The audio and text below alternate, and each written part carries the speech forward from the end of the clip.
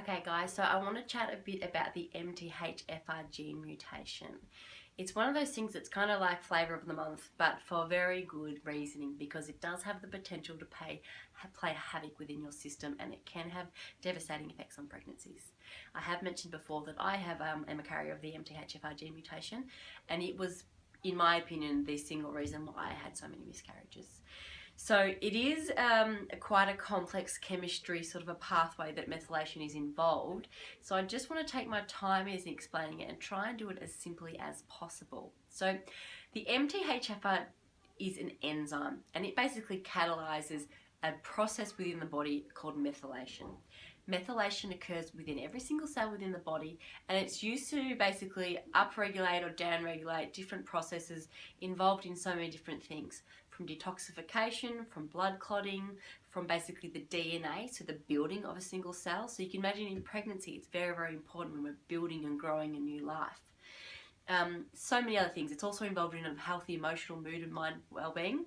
So if you are a carrier of a defect, and that defect is expressing itself, you're not going to be methylating properly, okay? When it comes to pregnancy in particular, that's really, really important, because another role of methylation is basically to utilize folate within the DNA, within the brain of the red blood cells, so that we're replicating properly, okay? So in the long run, people with MTHFR gene mutation do have high risks of things like cancer and autoimmune diseases, but that's only if they go unchecked and you don't manage them properly.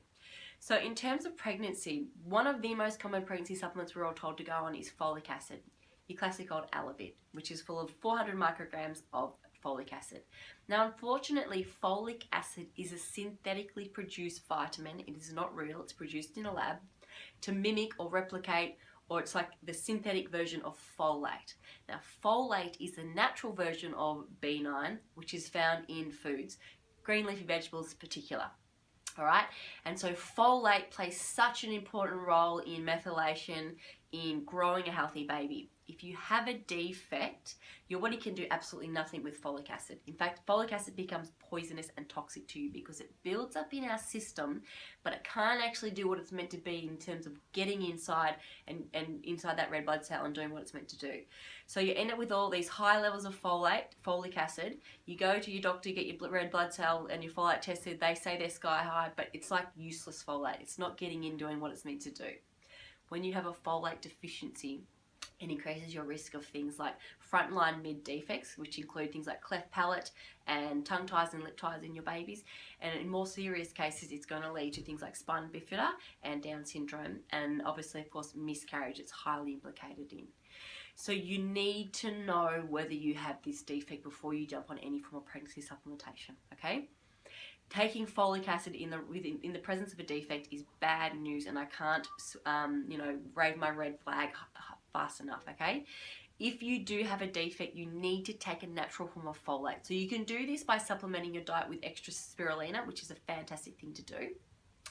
You can, in some cases, take activated forms of Bs, which are very, very easy, and you will have access to within this program. They are practitioner-only supplements.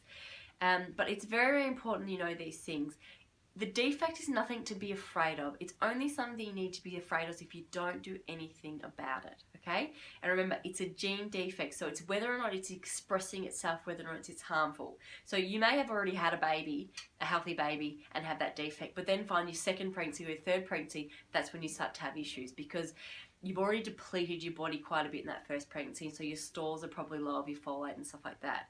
So it is so treatable, but it's so important that you identify it and take the correct supplements in order to do so.